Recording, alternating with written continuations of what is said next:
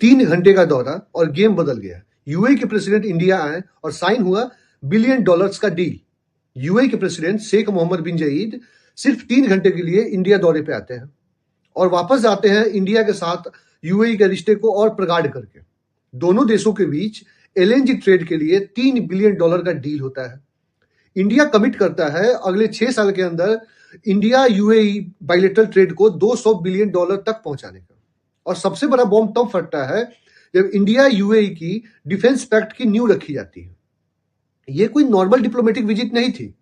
UAE India का तीसरा सबसे बड़ा ट्रेडिंग पार्टनर है।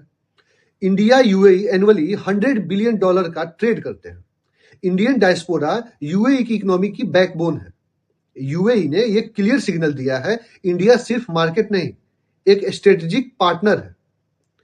न्यू डिफेंस पैक्ट का मतलब समझते हैं। Joint military cooperation, intelligence sharing, maritime security, counter terror coordination और सिंपल वर्ड में बोले तो इंडिया गल्फ की सिक्योरिटी आर्किटेक्चर का एक हिस्सा बनने जा रहा है। अब इस डिप्लोमेटिक गेम का एक दूसरा पहलू भी समझना हमें जरूरी है।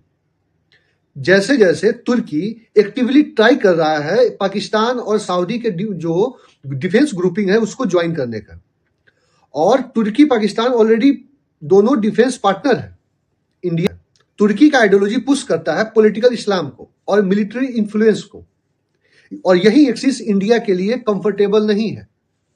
इसमें यूएई का इंडिया के पास आना सिर्फ ट्रेड नहीं, एक स्ट्रेटेजिक बैलेंसिंग मूव है। मैसेज क्लियर है, यूएई तुर्की लेड एक्सिस से डिस्टेंस बनाना चाहता है क्योंकि इंडिया एक स्टेबल, सेकुलर और रिलायबल पावर है। Pakistan centric security model UAE quietly reject कर रहा है। इसलिए सिर्फ 3 घंटे के विजिट का इंपैक्ट जो है वो डिकेड तक देखने को मिलेगा हमें।